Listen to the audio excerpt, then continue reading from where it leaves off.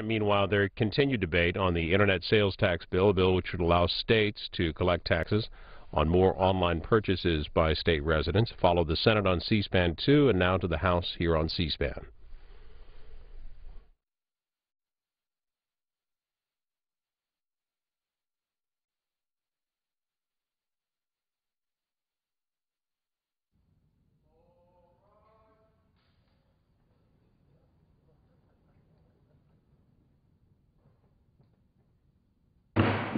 The House will be in order. Prayer will be offered today by our guest chaplain, Archbishop Oshogan Chololan from the American Armenian Apostolic Church of America, New York City. In the name of the Father, and of the Son, and of the Holy Spirit. Amen. Almighty God, we seek your holy guidance in all our endeavors, especially in the deliberations of our leaders in this noble body, because strong and wise leadership is essential for the well-being of nations. Today, we are mindful of another April 24. 98 years ago, the beginning of the genocide of the Armenians in the Ottoman Empire, the first genocide among so many that followed in the 20th century.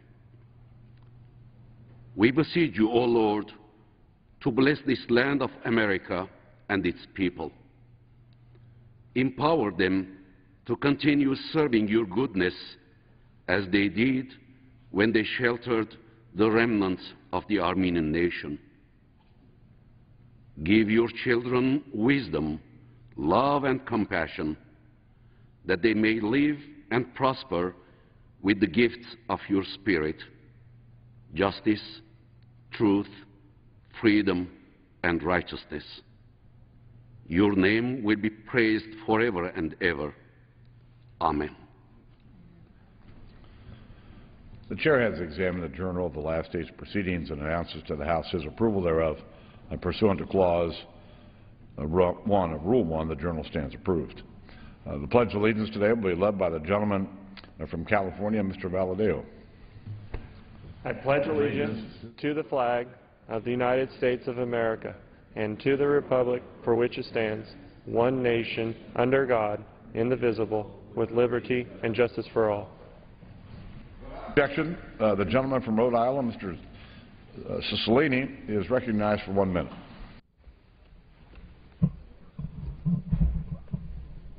Thank you, Mr. Speaker. As the representative for Rhode Island's 1st Congressional District, which is home to many Armenian-American families, I'm honored to rise today in order to thank His Eminence Archbishop Oshogan Choloyan for offering our opening prayer and for recognizing the 98th anniversary of the start of the Armenian Genocide.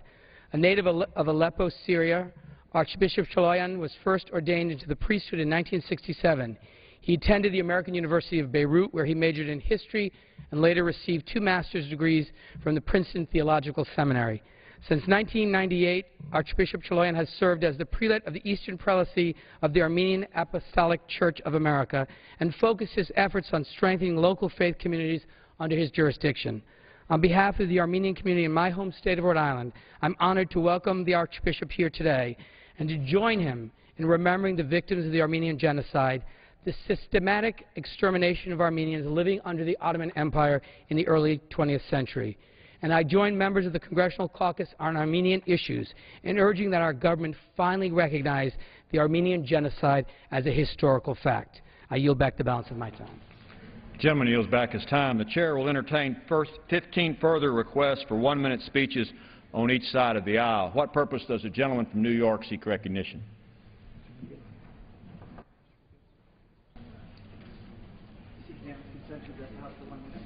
The gentleman from New York is recognized for 1 minute.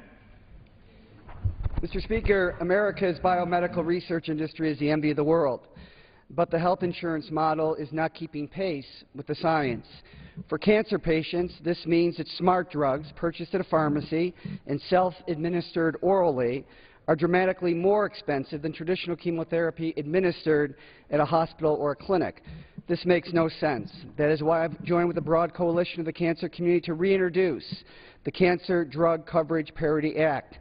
This bill would require health insurance coverage for smart drugs and injectable treatments at the same rate. Ensuring that parity coverage exists would both increase access to life-saving treatments and improve quality of life for cancer patients. Mr. Speaker, a cancer patient should never be denied the most effective cancer treatment because of cost. We must make sure that coverage for cancer treatments keeps pace with the promising new therapies as they become available. I yield back the balance of my time. New York yields back his time. What purpose does the gentleman from Arkansas seek recognition? The gentleman from Arkansas is recognized for 1 minute. I rise today to express grave doubts about the Obama administration's counterterrorism policies and programs. Counterterrorism is often shrouded in secrecy, as it should be. So let us judge by the results. In barely 4 years in office, 5 jihadists have reached their targets in the United States under Barack Obama. The Boston Marathon bomber, the underwear bomber, the Times Square bomber, the Fort Hood shooter, and in my own state, the Little Rock recruiting office shooter. In over 7 years after 9/11, under George W. Bush, how many terrorists reached their target in the United States? 0. We need to ask, why is the Obama administration failing in its mission to stop terrorism before it reaches its targets in the United States? Thank you. Gentleman yields back. What purpose does the gentleman from Florida seek recognition? The gentleman is recognized for 1 minute. Mr. Speaker, it was President John F. Kennedy who famously said, "Do not pray for easy lives. Pray to be stronger men." Last week, some members of the United States Senate took the easy way out when they voted down the most basic measures to curb gun violence in America. Today, I ask my friends and colleagues in this body, Democrats and Republicans alike, to pray for the courage to stand with the American people and refuse to accept the profound failure of the United States Senate. For the parents of those children lost in Newtown, and for the families of the nearly 86 Americans who die of gunshot wounds every day, there are no easy days.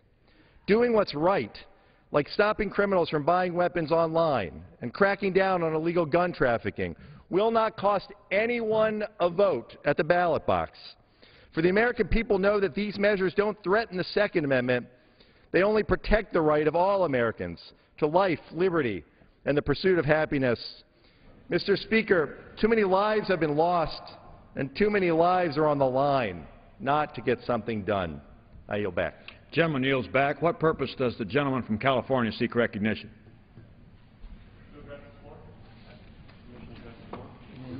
Does the gentleman ask unanimous consent to address the House? Does the gentleman ask unanimous consent to address the House? Yes, I do. The gentleman is recognized for 1 minute. Mr. Speaker, I rise today on the 98th anniversary of the initiation of the Armenian Genocide to commemorate a moment in history inflicting wounds still fresh for many constituents in my congressional district. From 1915 to 1923, the Ottoman Empire engaged in a systematic and organized deportation and extermination of over 2 million Armenians from their homeland. Although exact records were not kept, it is estimated that nearly 1.5 million Armenian men, women, and children were killed, and many were permanently displaced or forced to flee. These horrific events have become known today as the Armenian Genocide. Many of those able to flee immigrated to the United States and settled in California. Today, their families continue to grow, thrive, and pass along their cultural heritage into their adopted communities. However, the sense of loss as a result of these horrific acts run deep, as many Armenian Americans personally know a friend or family member who was unable to escape the genocide.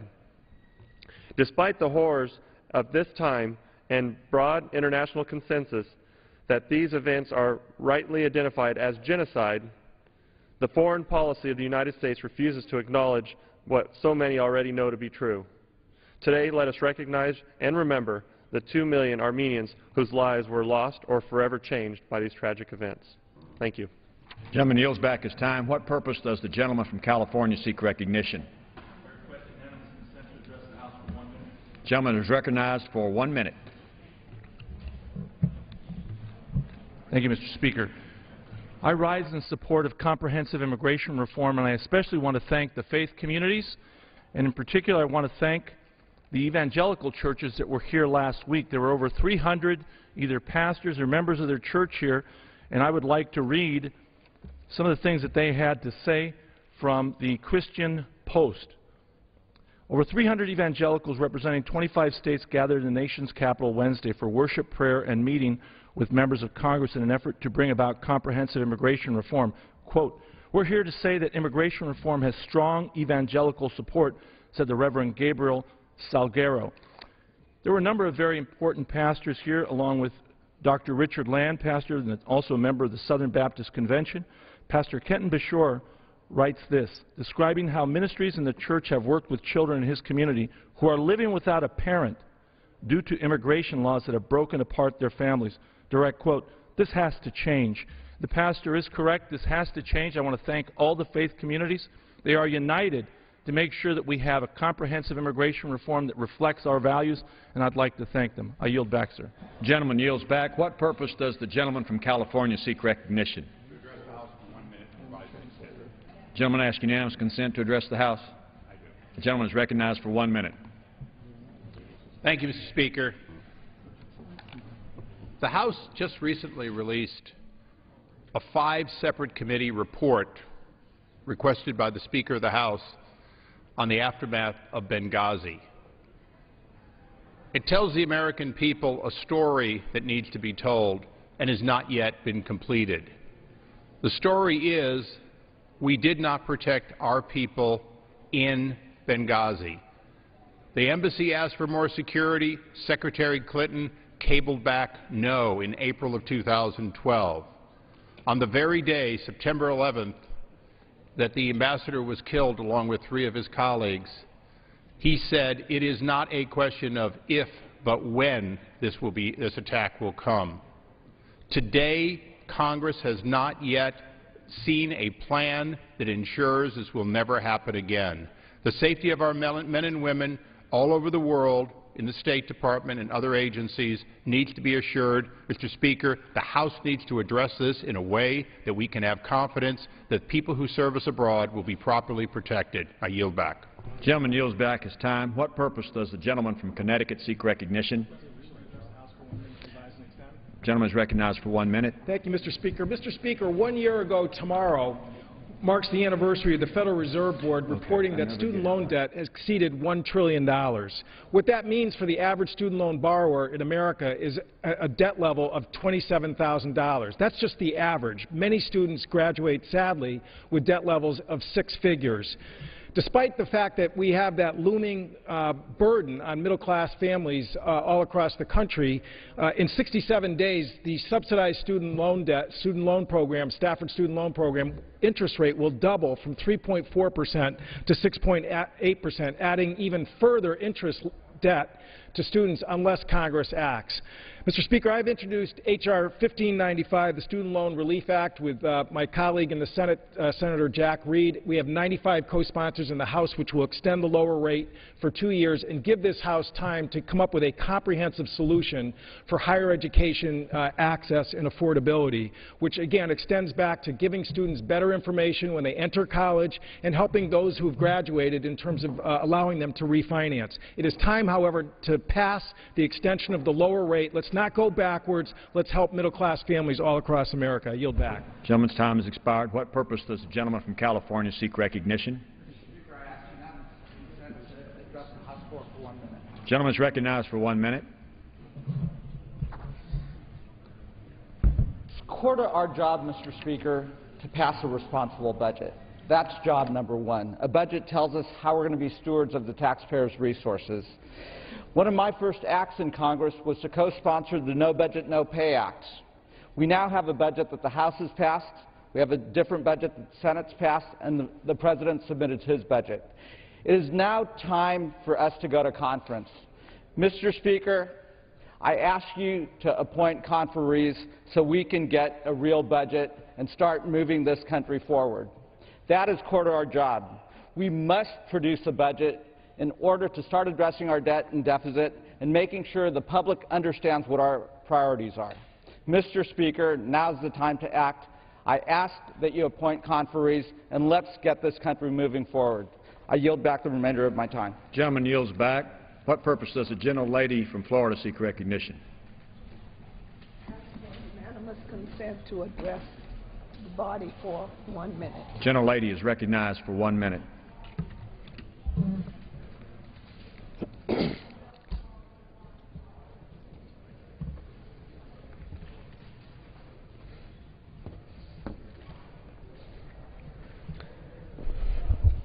Mr. Speaker,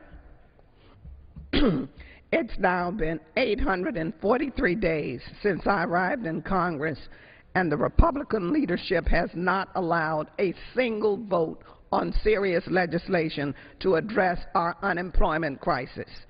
At the current rate of job growth, we will not get to pre-recession unemployment levels until after 2020. This means another decade of people losing their health care, losing their homes, and losing their dignity. Where is the outrage? Congress is delaying Americans' recovery and making their plight worse by pursuing destructive policies like the sequester instead of productive policies like the President's American Jobs Act. The American Jobs Act deserves a vote. Mr. Speaker, the American people are looking to you to address the only deficit that matters right now, our jobs deficit. It's time for a vote on a serious jobs bill. Our mantra here in Congress should be jobs, jobs, jobs. Gentlelady yields back her time. What purpose does the gentlelady from the Virgin Islands seek recognition? Gentlelady is recognized for 1 minute. Thank you, Mr. Speaker. 2 weeks ago, I came to the floor to congratulate Virgin Islands jockey Kevin Krieger on his Santa Anita win and qualifying for the Kentucky Derby. Kevin will be riding Golden Sense, co-owned by Rick Pitino and trained by Doug O'Neill. Since then, another Virgin Islands jockey, Victor LeBrun, riding Frack Daddy, co-owned by Carter Stewart and Ken Schlenker, and trained by Ken McPeak, has also qualified. They are making history, and the entire Virgin Islands is gearing up to cheer wildly for them on May 4th as they make a run for the roses. Another Virgin Islander, Kareem Nicholas, is an assistant trainer for Derby-bound horse It's My Lucky Day. As a person who grew up in a horse racing family and who's always followed the sport, I could not be prouder to see my young men riding and training in such a prestigious event, and I hope to be there to witness it. Although there are many people who have had a role in the success of the young Crucian jockeys who began their career on the Randall Doc James racetrack on my home island of St. Croix, I again congratulate their parents, Avril Simmons and Albert Krieger Jr., and Raina and Victor LeBrun Sr.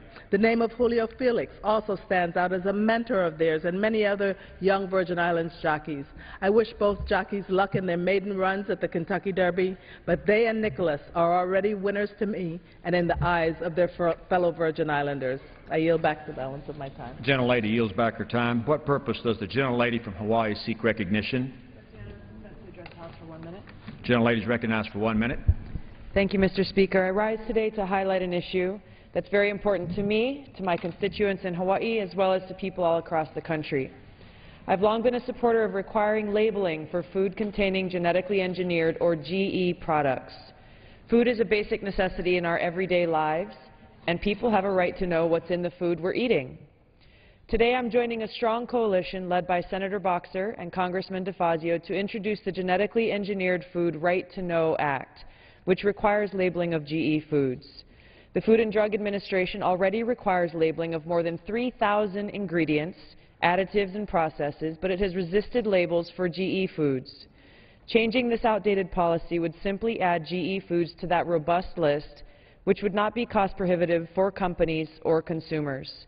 More than 1.5 million Americans have filed comments with the FDA urging it to label GE foods, while surveys show more than 90% of people also support it. Our legislation puts consumers first and will empower them to make informed choices for themselves and their families. I yield back. Gentlelady yields back her time. What purpose does the gentlelady from Texas seek recognition? Gentlelady is recognized for 1 minute. Thank you very much, Mr. Speaker. It has now been more than 7 weeks since the sequestration cuts were enacted, and we are in new and unprecedented territory. Furlough notices have already been sent to thousands of federal employees and contractors, and many services are beginning to slow. While many of the worst consequences of the sequester have not yet been realized, the truth is that the wheels have been set in motion, and we are on a course that will have real impacts for millions of Americans. As a result of employee furloughs, more than 1,200 flights were delayed yesterday because 1,500 air traffic controllers were laid off the job.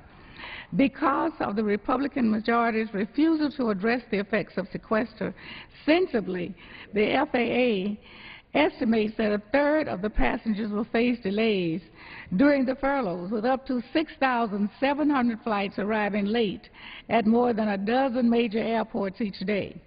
Beyond crippling our government's ability to provide critical services, the Republican sequestration plan is slowing the economic growth of our country. Thank you, and I yield back. His time has expired. What purpose does the gentlelady from California seek recognition? Gentlelady is recognized for 1 minute. Over 100,000 victims of gun violence last year, many of them children. What has this House done to prevent other children from being added to this tragic tally? Nothing, Mr. Speaker. Absolutely nothing. 90% of Americans support effective background checks. 90%. So when does this chamber, the People's House, work for the 10%? Opponents have said that background checks will not stop every incidence of gun violence. Well, true. They would unfortunately not stop all future acts of gun violence any more than other laws stop all illegal behavior. But it would stop some. It would save the life of some of our children.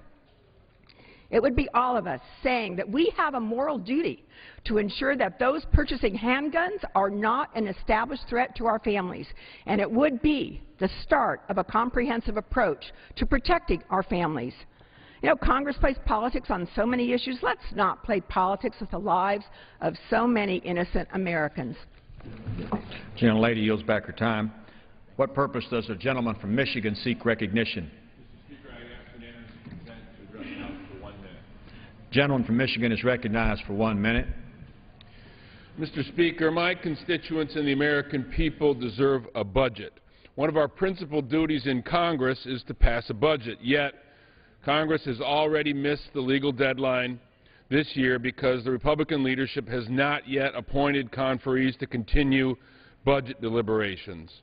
Yesterday, I joined many of my colleagues in signing a resolution calling on GOP leadership to appoint conferees to a conference committee to continue working on the fiscal year 2014 budget. After years of calling for regular order and for the Senate to pass a budget, which they did in March, I now find it ironic that Republicans are dragging their feet and stalling budget negotiations by refusing to appoint conferees. We certainly have differences of opinion regarding budget priorities. Mr. Speaker, that's no excuse, though, for dysfunction, continued dysfunction, and delay. I ask you to appoint conferees today, and let's work to find a bipartisan compromise on a budget. Democrats stand ready to act to pass a budget that grows our economy, creates jobs, strengthens the middle class, and replaces the reckless across-the-board sequester cuts. Thank you, Mr. Speaker. The gentleman's time has expired. What purpose does the gentlelady from New Hampshire seek recognition? Gentlelady is recognized for 1 minute. Thank you.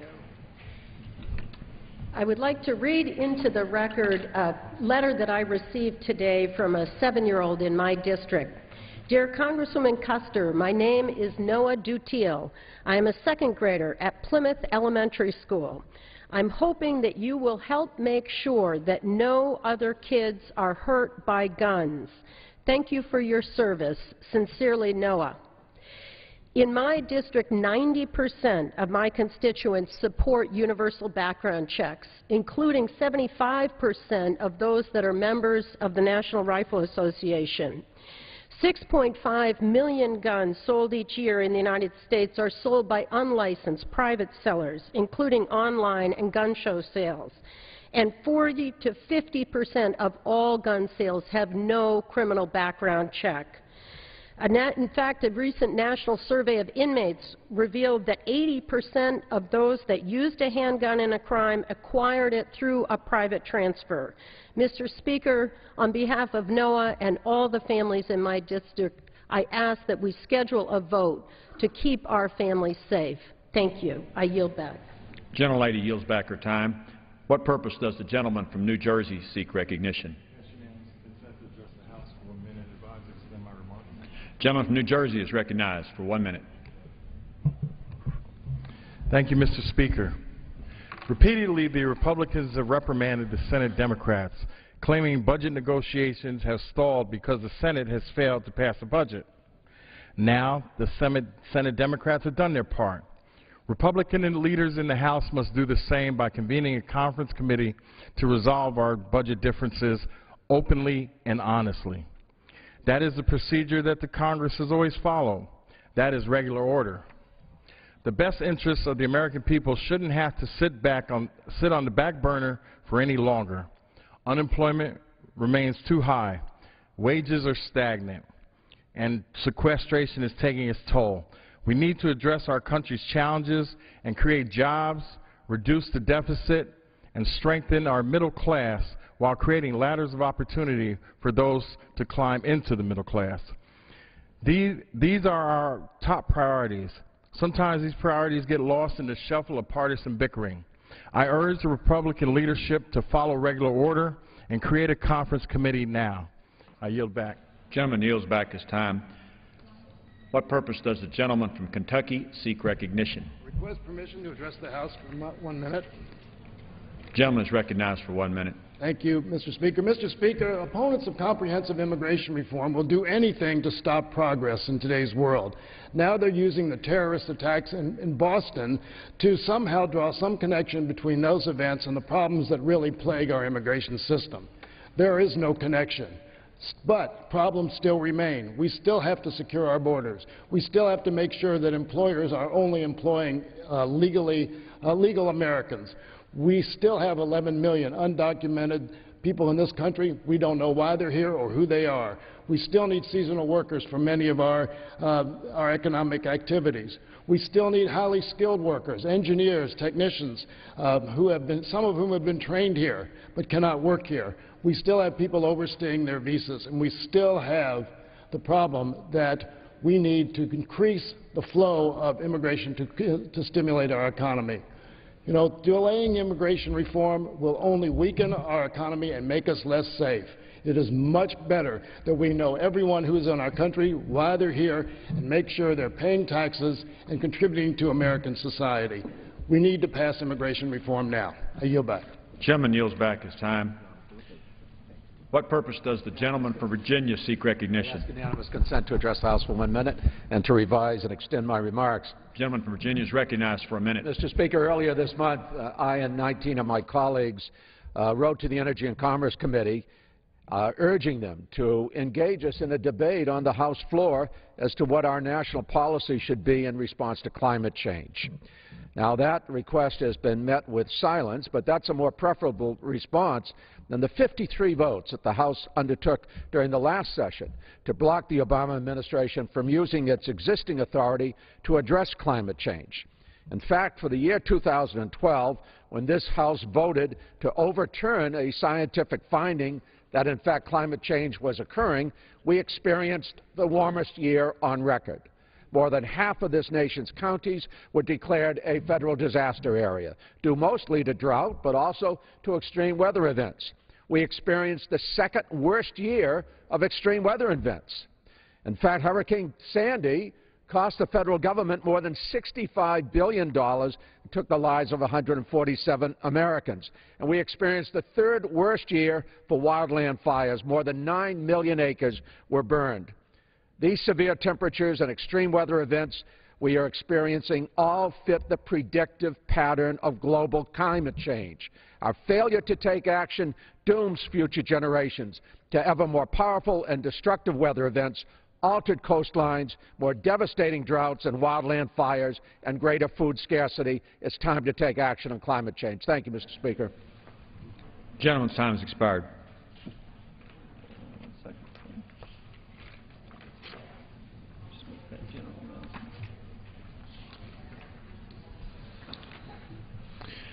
Pursuant to Clause 8 of Rule 20, the Chair will postpone further proceedings today on motions to suspend the rules on which a recorded vote or the yeas and nays are ordered, or on which the vote incurs objection under Clause 6 of Rule 20.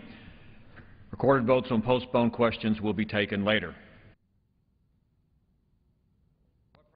For what purpose does the gentleman from Alabama seek recognition? Mr. Speaker, I move that the House suspend the rules and pass H.R. 1071. Clerk will report the title of the bill. H.R. 1071, a bill to specify the size of the precious metal blanks that will be used in the production of the National Baseball Hall of Fame commemorative coins. Gentleman from Alabama. I ask unanimous consent that all members have 5 legislative days within which to revise and extend their remarks and submit extraneous materials for the record on H.R. 1071.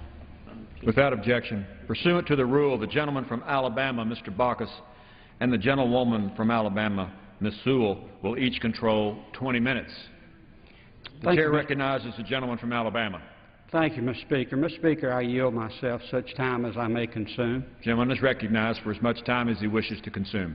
Mr. Speaker, I rise today in support of H.R. 1071, introduced by our colleague from New York, Mr. Hanna, and along with Mr. Doyle and Mr. Gibson, 2 other representatives from the state of New York. This is a 2-line amendment of the most technical sort.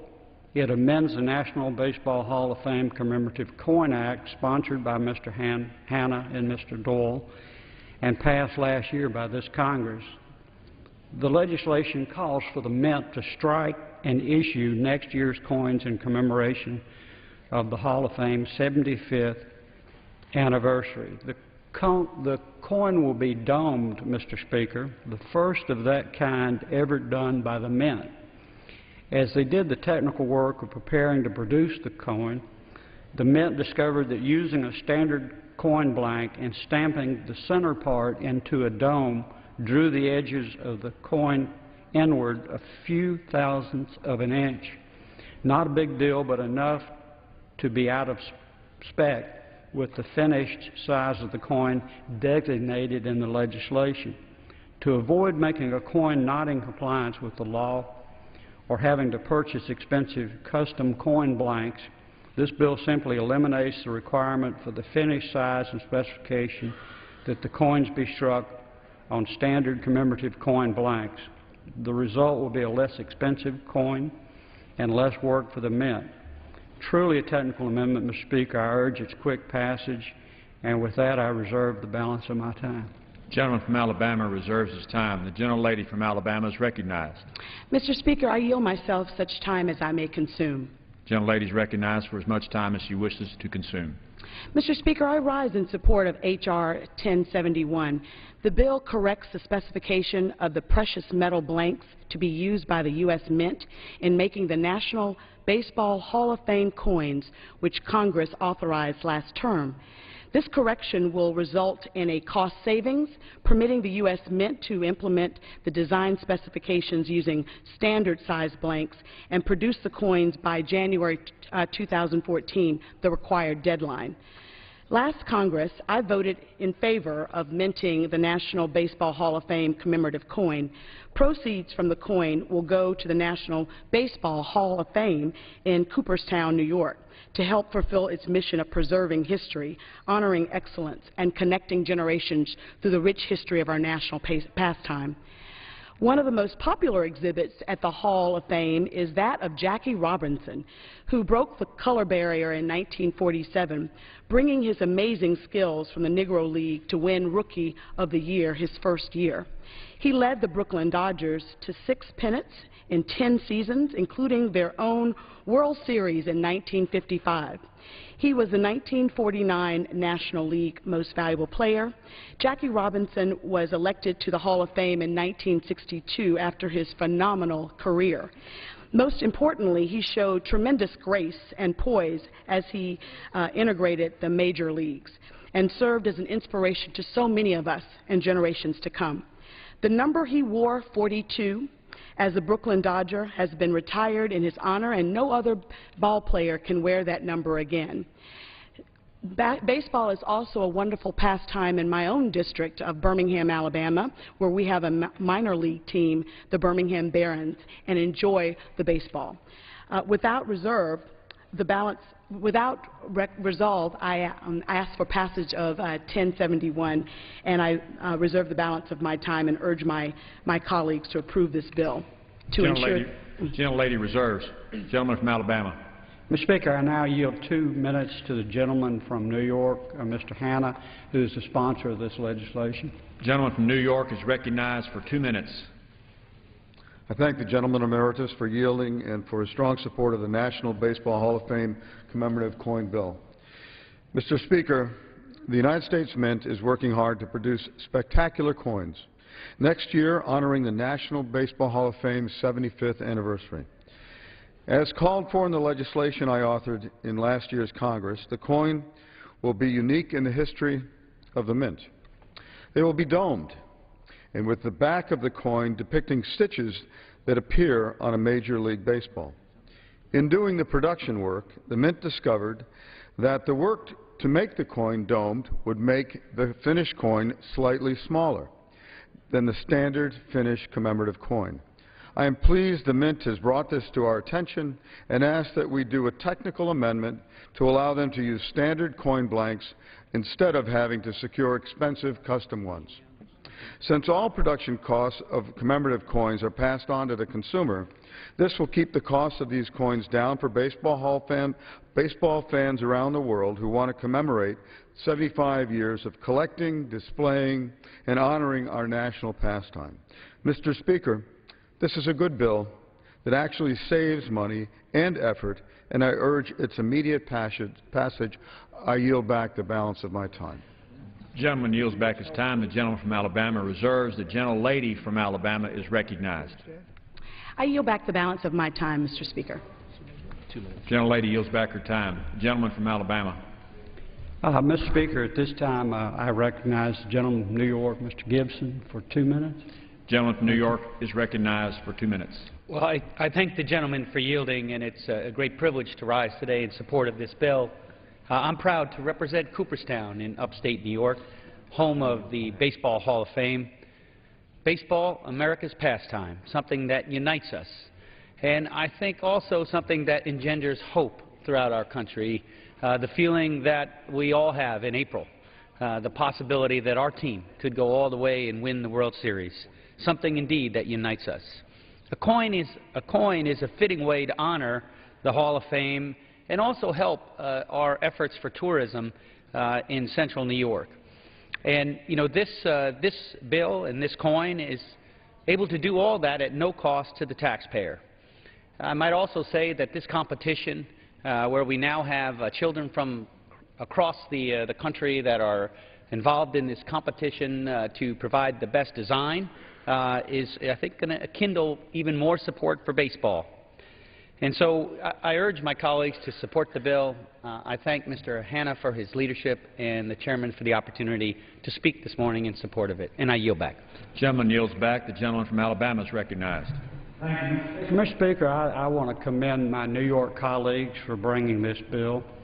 Obviously, those of us who visited Cooperstown is a wonderful place, and I can really think of no better way to start the celebration of the 75th anniversary than to go view the film 42 about Jackie Robinson. Baseball has a rich history. It has a history, as with sports, of bringing people together, putting aside their personal or their emotional or their ideological differences, and that is a wonderful movie, and it is a lesson for all of us. And with that, I yield back the balance of my time. Gentleman yields back, both sides having yielded back all of their time. The question is, will the House suspend the rules and pass the bill H.R. 1071? Those in favor say aye. Those opposed, no. In the opinion of the chair, 2/3 being in the affirmative, the rules are suspended, the bill is passed, and without objection, the motion to reconsider is laid on the table.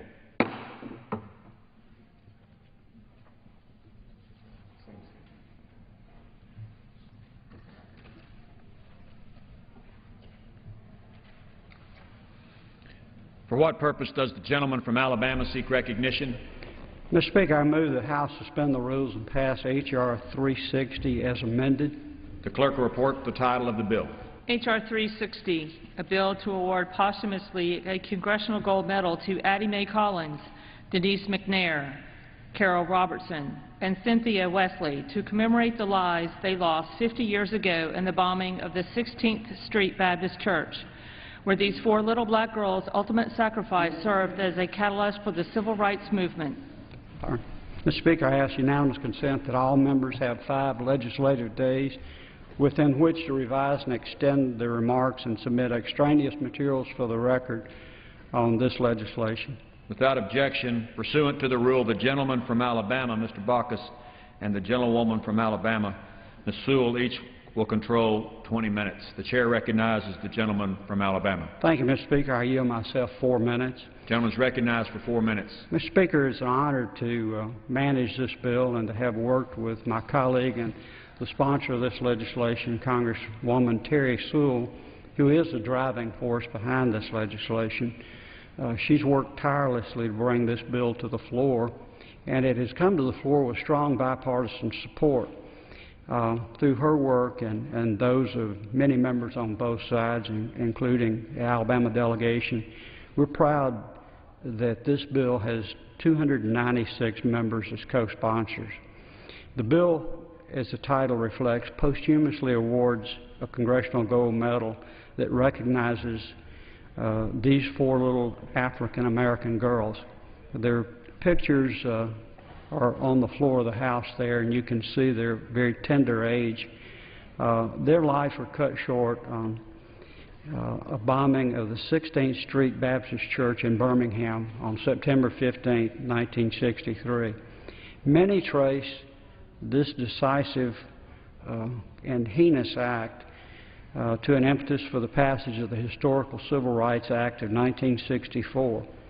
There was a national revulsion caused by the deaths of these innocent lives, calculated to kill in a bomb in a place of worship. It was indeed a sad day for the entire country. It can correctly be said that 50 years ago, my hometown found itself the epicenter of the civil rights movement.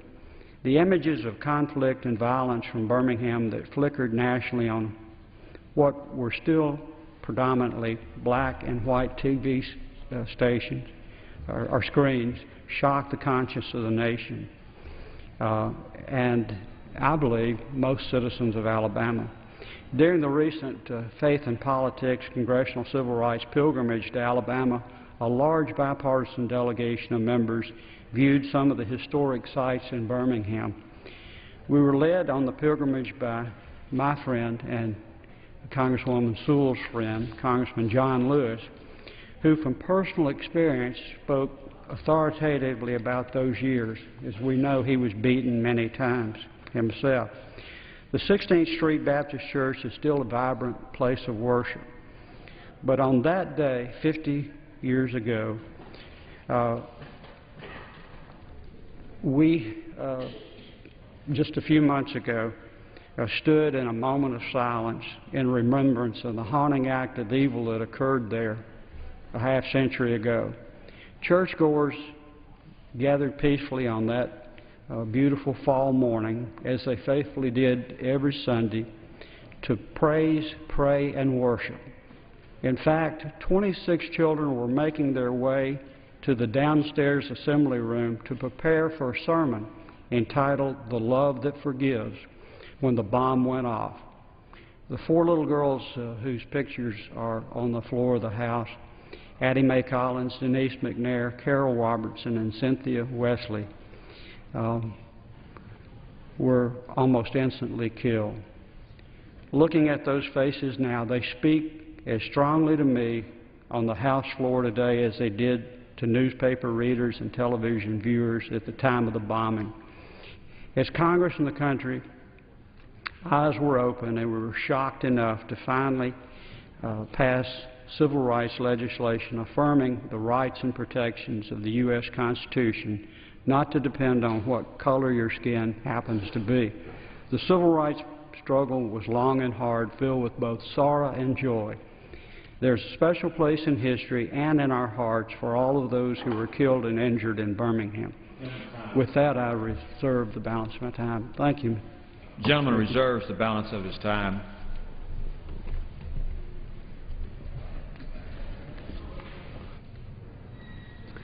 Mr. Speaker, I yield myself 5 minutes.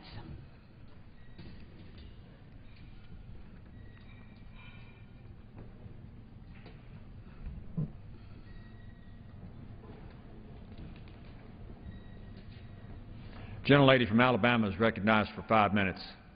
Mr. Speaker, it is a pleasure to join my colleague Spencer Backus as we begin consideration of our bill, H.R. 360.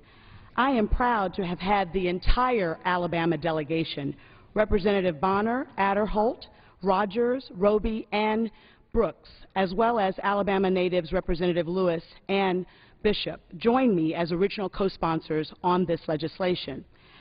I am also thankful for the leadership of both parties, Speaker Boehner, Leader Pelosi, Majority Leader Cantor, Whips Hoyer and McCarthy, as well as the Financial Services Committee Chairman Hinserling and Ranking Member Waters for their support and leadership.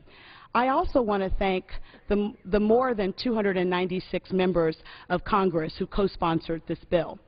H.R. 360 requests that Congress bestow its highest civilian honor, the Congressional Gold Medal, to Addie Mae Collins, Denise McNair, Carol Robertson, and Cynthia Wesley, who tragically lost their lives during the bombing of the 16th Street Baptist Church in 1963.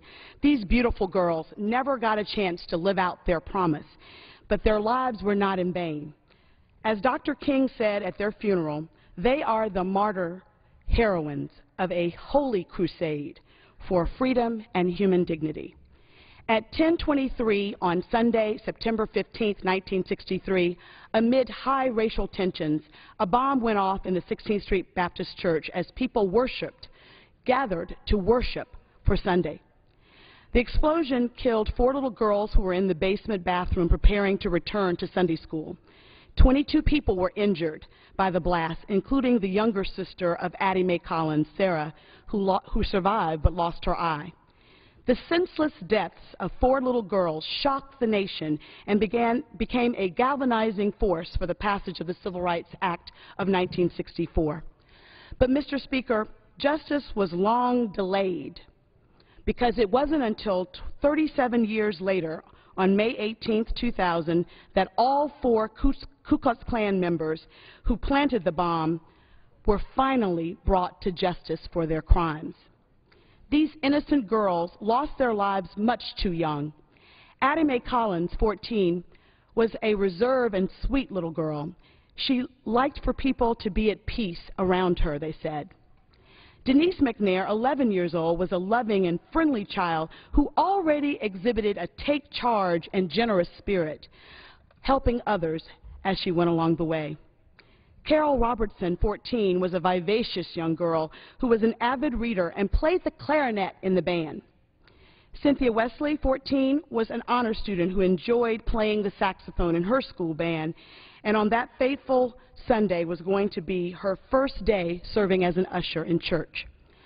Although there are many individuals and events of the civil rights movement that rightly are worthy of recognition, the selection of the 4 little girls was emblematic of so many who sacrificed and lost their lives for the cause of freedom. Medgar Evers, Emmett Till, Jimmy Lee Jackson, as well as Virgil Ware and James Johnny Robinson, who was also killed within hours of the 1963 bombing. They were all martyrs for justice, who we should never forget. It was their blood which was shed for the bounty that so many of us now enjoy. While we recognize that this medal cannot in any way replace the lives lost nor the injuries suffered as a result of the horrific bombing, I hope this medal serves as a powerful reminder of the importance of the many sacrifices made and the great achievements obtained so that this nation could live up to its ideals of equality and justice for all. This nation should never forget those who marched, those who prayed and died in the pursuit of civil rights and social change. It is my sincere hope that their families will receive this highest civilian honor in the humble spirit in which it was intended. I am delighted today to be joined by the sisters of Denise McNair and Carol Robertson, the president of the Birmingham Civil Rights Institute, who are all in the gallery as witnesses to this debate today. Mr. Speaker, I want to urge my colleagues to vote in favor of this legislation in honoring the lives of these 4 girls as we pay tribute to this family, their families, and recognize the enormous progress that we as a nation has obtained. Mr. Speaker, I yield myself 1 additional minute. Gentlelady from Alabama is recognized for 1 minute. This recognition is long overdue, and I am grateful to this body for its consideration during this, the 50th anniversary year. Dr. King offered the best rationale for granting this gold medal in the eulogy that he made at their funerals. He poignantly acknowledged, history has proven over and over again that unmerited suffering is redemptive. The innocent blood of these girls may well have served as a redemptive force that will bring new light to this dark city. The Holy Scripture says that a little child shall lead them. The death of these little children may lead our holy Southland from the low road of man's inhumanity to man to the high road of peace and brotherhood. I urge my colleagues to support this gold medal bill so that this country can finally recognize the redemptive force that the deaths of these 4 girls made in bringing light to a dark nation. Mr. Speaker, I reserve the balance of my time. Gentlelady reserves the balance of her time. Members are reminded that it is not in order to draw to the attention of the House occupants of the gallery. The gentleman from Alabama. Thank you, Mr. Speaker. I now yield 2 minutes to my friend, the gentleman from Illinois, Mr. Schropp. The gentleman from Illinois is recognized for 2 minutes. Thank you, Mr. Speaker. In March, I had the honor to join my friends from Alabama in traveling to Birmingham as part of the 13th Annual Congressional Civil Rights Pilgrimage, joined by my esteemed colleague, Congressman John Lewis of Georgia, who led the delegation to numerous landmarks that defined the civil rights movement in Alabama at the time, including the tragedy that occurred at the 16th Street Baptist Church. The legislation we are considering today comes 50 years after the senseless death of 4 young girls when a bomb exploded in their church one Sunday morning in September of 1963. Less than a month before this bombing, Dr. Martin Luther King Jr. stood on the steps of the Lincoln Memorial, not far from where I stand today in the House chamber, and declared that he dreamed of a day when all people could coexist and thrive together in peace and justice. The echo of his call for peaceful protests was still fresh in the mind of millions when it was replaced by the violent explosion at the 16th Street Baptist Church, which injured dozens and killed the 4 innocent girls. Addie Mae Collins, Denise McNair, Carol Robertson, and Cynthia Wesley did not live to see Dr. King's dream realized, but their tragic deaths catalyzed the civil rights movement and produced a backlash against these unthinkable acts of violence from across the country. As we have seen in recent tragedies, acts of violence often produce the opposite outcome that the desired perpetrators had. Less than 1 year after the bomb went off at the church, the Civil Rights Act passed out of this very chamber and became law in 1964. A year later, in 1965, this chamber passed and was put into law the Voting Rights Act. Today, the House continues to act. The legislation before us awards the Congressional Gold Medal, which is the highest civilian honor given by Congress, to the 4 girls whose sacrifice advanced the March of Freedom in this country. Their memory is rightly recognized by those who love justice, and it is befitting that we should honor them with the highest recognition. I urge passage of this legislation and urge my colleagues to do the same. And I yield back. The gentleman yields back. The gentleman from Alabama reserves. The gentlelady from Alabama is recognized. Mr. Speaker, I yield 2 minutes to the gentlewoman from California, Ms. Waters. Gentlelady from California is recognized for 2 minutes. Thank you very much. I rise today in support of H.R. 360. The bill posthumously honors the lives of Addie Mae Collins, Denise McNair, Carol Robertson, and Cynthia Wesley, who were tragically lost 50 years ago in the bombing of the 16th Street Baptist Church in Birmingham, Alabama. The horror of the senseless act of violence stunned the nation and served as a catalyst for the Civil Rights Movement.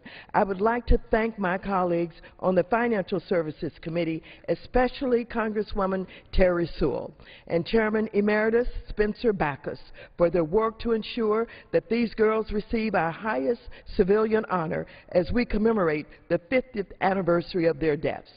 The 16th Street Church was not an accidental bombing target for the perpetrators. Rather, members of the Ku Klux Klan deliberately targeted the church, designing their attack to strike fear into the hearts of those seeking equal rights. The church was a known sanctuary for civil rights leaders, including Dr. Martin Luther King, the Southern Christian Leadership Conference, and the Congress on Racial Equality, which had become involved in a campaign to register African Americans to vote in Alabama. On that fateful morning of September 13, 1963, roughly 1 month after the March on Washington, the girls went to Sunday school to hear a sermon entitled, "The Love That Forgives," when the bomb exploded, killing them and injuring many others. The bombers had hidden under a set of cinder block steps on the side of the church, tunneled under the basement, and placed a bundle of dynamite under that turned out to be the girls' restroom. The cruelty and violence of this act shocked the nation and drew international attention to the violent struggle for civil rights, inspiring a wave of legislative action in Congress. By 1964, Congress had passed the Civil Rights Act, a landmark achievement in the fight to outlaw discrimination. By 1965, Congress had passed the Voting Rights Act, which aimed to eliminate voting restrictions that unjustly disenfranchise qualified voters. I thank you, Ms. Sewell, for your leadership on this issue and helping this nation to remind what took place on that day. Gentlelady's time has expired. The gentlelady from Alabama reserves. The gentleman from Alabama. Mr. Speaker, I now yield 1 minute to the distinguished Majority Leader, the gentleman from Virginia, Mr. Cantor. The Majority Leader is recognized for 1 minute. Thank you, Mr. Speaker, and I thank the gentleman. Mr. Speaker, I'm honored to stand before the House today in support of this award to honor Addie Mae Collins, Cynthia Wesley, Carol Robertson, and Denise McNair by awarding them the Congressional Gold Medal. The 50th anniversary of the attack on the 16th Street Baptist Church in Birmingham is a strong reminder of how many people fought and died in the civil rights movement so that this country could live up to its founding ideals of equality and opportunity. On a recent trip to Selma, Alabama, I had the opportunity to stand shoulder to shoulder with Congressman John Lewis and other civil rights heroes who stood on the front lines and fought to change America for the better. We must never forget the hardships they confronted and sacrifices they made. While reflecting on such moments in our history and by honoring those who come before us, I look forward to continuing to focus on ways in which we all can stand together once again and continue to solve our nation's problems and move forward in unison. I'd like to thank Congressman Sewell, Congressman Backus, and the rest of the Alabama delegation for their hard work on this matter and bringing it forward. I yield back. The gentleman yields back his time. The gentleman from Alabama reserves. The gentlelady from Alabama, Ms. Sewell. Mr. Speaker, I yield 1 minute to the gentleman and my mentor and great leader, Mr. Clyburn from South Carolina.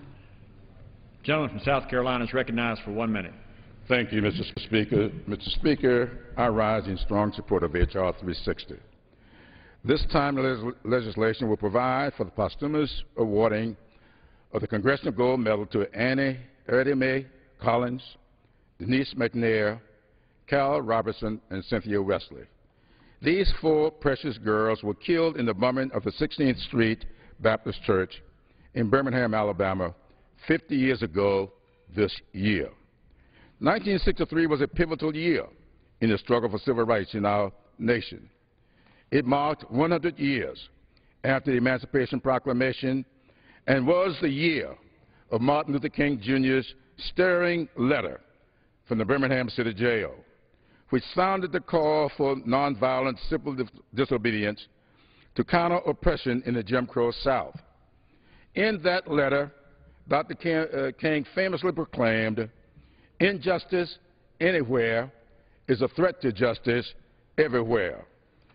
Mr. Speaker, as a veteran of those efforts, I know that the struggle for justice, empowerment, and equal opportunity for all continues to this day. I want to thank my colleague, Representative Terry Sewell,